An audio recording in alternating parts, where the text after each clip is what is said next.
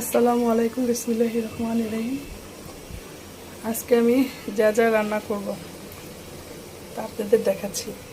এখানে আসলে ইলিশ মাছ আমি এটা ধুয়ে ভালো করে মশলা টশলাতে মাখাই নিছি। এই ইলিশ মাছ দিয়ে এখানে সবজি দিয়ে রান্না করবো, আলু, বেগুন, ধুন্দুল, সিম, ডাঁটা। আর এখানে মূলাটা ভাপ দিয়ে নিছি। মূলাটা তরকারি যখন রান্না করবেন তার আগে ভাপ দিয়ে নেবেন, ভাপ দিলে একটু গন্ধটা থাকে না, এর জন্য আমি মূলাটা আগে ভাপ দিয়ে নিছি। তো আমি সবজি দিয়ে ইলিশ মাছটা রান্না করবো। আর এখানে হলো খাসির মাংস আমি গরম পানি দিয়ে লেবু দিয়ে ভিজিয়ে রেখে ধুয়ে নিছি পরিষ্কার করে, তো এটা ভুনা করব। তো আমার সাথে থাকেন সবাই।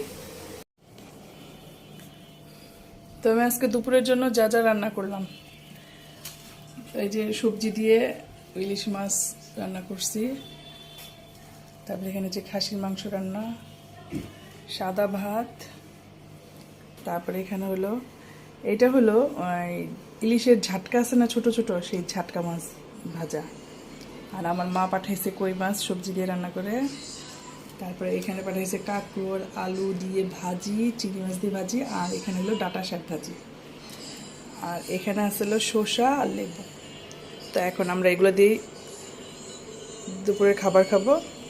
তো সবাই ভালো থাকেন, সুস্থ থাকেন, আর আমার জন্য দোয়া করবেন। আর আমার চ্যানেলটাকে সাবস্ক্রাইব করে দেবেন, লাইক কমেন্ট শেয়ার করতে। তো সবাই ভালো থাকেন। আল্লাহ হাফেজ, আসসালামু আলাইকুম।